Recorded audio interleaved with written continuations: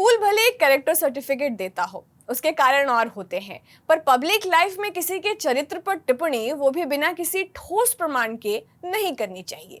अब बात देखिए कहां से चली और पहुंच कहां को गई।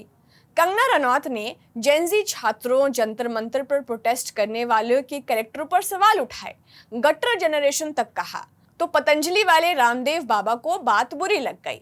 रामदेव ने कंगना को अपने पुराने कारनामे याद करने की सलाह दे दी और इस तरह एक और कैरेक्टर सर्टिफिकेट दे दिया गया। अब कंगना कैसे न पलटवार करती। उन्होंने रामदेव के बिजनेस पर सवाल उठाया, ये कहते हुए कि उनकी जवानी या बेडरूम के बारे में सपने ना देखें, गॉसिप के आधार पर सर्टिफिकेट देना ठीक नहीं। जगजीत सिंह ने गाया कि बात निकलेगी तो फिर दूर तलक जाएगी, तो दूर तलक गई।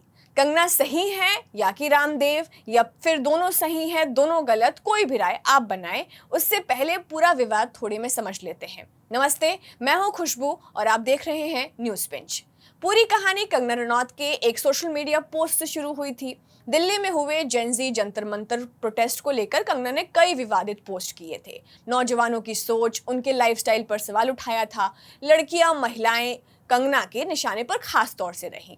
कंगना ने कहा था कि कुछ युवा महिलाएं स्वतंत्र और करियर बनाने वाली महिलाओं की जिंदगी की नकल करना चाहती हैं, लेकिन उस आजादी के लिए जरूरी मेहनत और संघर्ष नहीं करना चाहती। यहाँ तक भी बात चल जाती कि कंगना इंस्पायर कर रही हैं, पर शायद उनकी कोशिश कुछ और थी। तभी तो उन्होंने नौजवान छात्रों, महिलाओं पर शराब और ड्रग्स लेने के आरोप लगा दिए, ये कहते हुए कि इनके पास सिस्टम को देने के लिए कुछ नहीं है। ये जनरेशन गटर जनरेशन है। कंगना का इस तरह एक पूरी नौजवान पीढ़ी को गटर कहना कहीं से भी ठीक नहीं था। कंगना बस अब एक एक्टर नहीं, बीजेपी की सांसद है।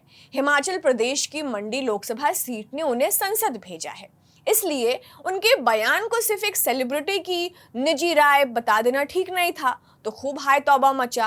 पर किसी ने ये उम्मीद नहीं किया था कि पतंजलि वाले रामदेव, जो बीजेपी गवर्नमेंट को लेकर वैसे ही नरमी रखते हैं, वे कंगना की क्लास लगा देंगे। पर क्लास लगा दिया।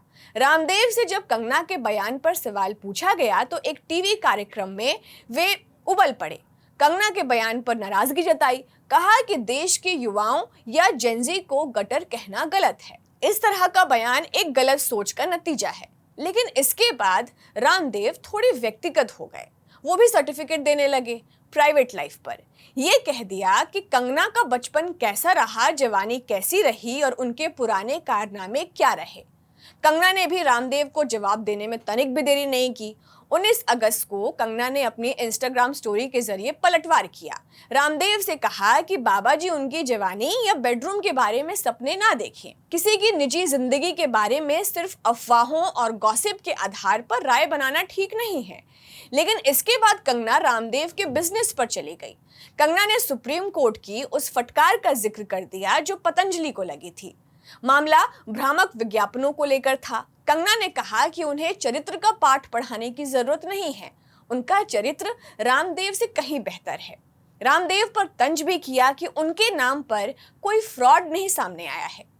अब आपने सुन ली दोनों की बात, आरोप प्रत्यारोप, निजी और कारोबारी जीवन पर कटाक्ष, कैरेक्टर सर्टिफिकेट। थोड़ी सी बात हम भी कर लेते हैं। खबरें छपी थी कि प्रधानमंत्री नरेंद्र मोदी चाहते हैं कि उनके सांसद मंत्री नौजवानों से संवाद बढ़ाएं, पर संवाद करने का तरीका कुछ भी हो, कंगना ने जिस तरह टिप्पणी की वो तरीका या भाषा तो कतई नहीं हो सकती।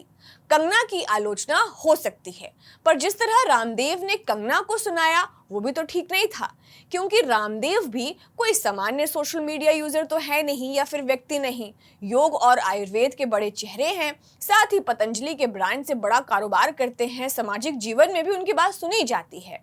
तो फिर वही बात है कि कैरेक्टर सर्टिफिकेट पब्लिक लाइफ में बिना किसी प्रमाण के नहीं देनी चाहिए, खासकर प्राइवेट मैटर्स में।